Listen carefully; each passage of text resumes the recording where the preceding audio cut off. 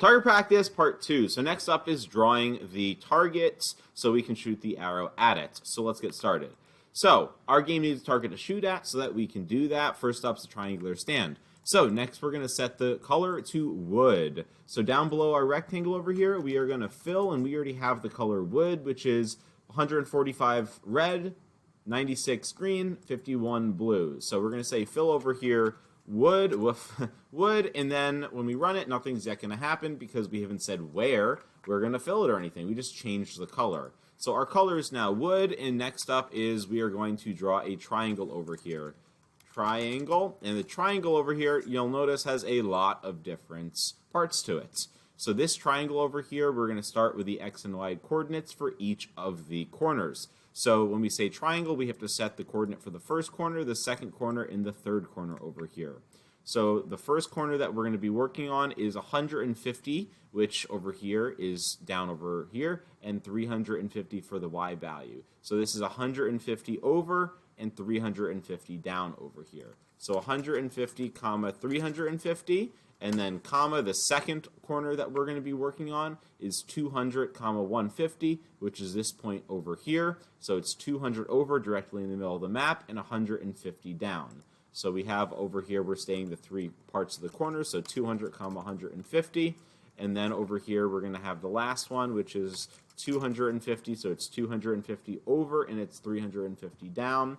And then we're going to click comma 350. We can go ahead and click run, and you'll notice that we're able to draw that brown triangle. So first corner, second corner, third corner over here. If we were to change the order of them and put the 250, 350 before, let's say that would be the second one we put. If we run that and take a look at what's going to happen, we'll notice that we still end up drawing the same triangle. So the order doesn't matter. We have to just have those as all the different points, and it's reading this as like point 1, point 2, point 3, which is kind of cool.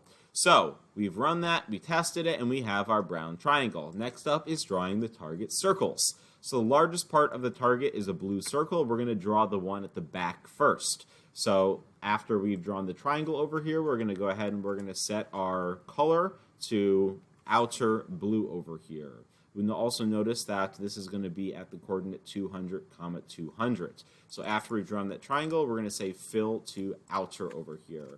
And we've defined outer, if we look up above, as the color this amount of red, this amount of green, this amount of blue. So kind of like a greeny blue color. So fill outer is going to change the color to be our outer part of the circle. And then on the next line, we're going to draw a circle over here, which is going to have 200, 200 be the center, which is what we're starting at.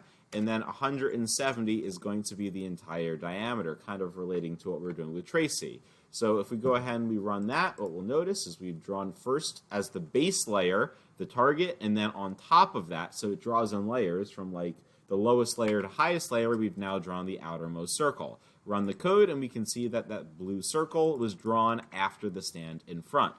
So we are now going to find the color variables in the draw function. We're going to create two more variables for inner and middle to store the colors for the other circles over here. So we are going to go over and we're going to compare the ones we have, which are the four over here, and then you can notice that we've added a couple more colors over here. So outer over here was the one that was run on line 24 for us over here. Then inner is the one that we're going to be setting right below. So we can say inner, this variable, inner is equal to, so whenever we have the particular color over here, so 210 red, then we have 60 green, and 60 blue over here. So we're setting our red, green, blue values for inner to that. So if I were to then say down below, fill inner, we're now going to have these red, green, blue values over here. So fill inner, and then what we're going to do is let's also add in the middle one down so we can call it next. So middle is going to be equal to the color 220, 200, and 0. Feel free also when you're remixing this to pick your own colors using RGB, and you can pick the color that you want for your bullseye because I want you guys to be able to customize that. So, okay, we added the middle color, we added the inner color over here. Next up is to add more colored circles. So our circles are always going to be centered when we do circle over here at 200, 200. That is just the center of the map.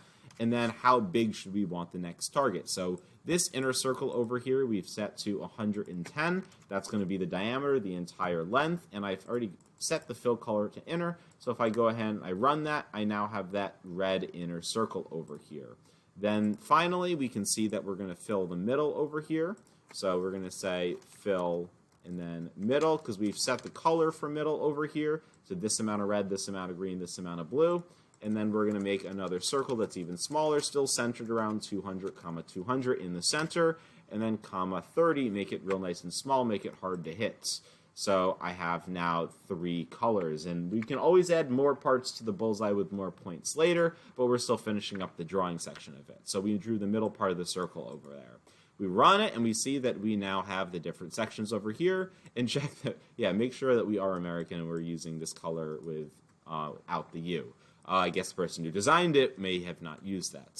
So we also now have this option to change any of the colors, like I was mentioning it. So the RGB colors, you can just go to Google RGB tables. So if I write RGB table, any of the tables will show you what ones to use. So I click over here, and it will show you the hex colors over here. So we'll be able to do any amounts, and you can change the colors over here for the different bullseye targets if you'd like. So you can kind of have fun and customize that to make any type of background, sky, grass, target practice. You're more than happy to practice that. Next up is firing our arrow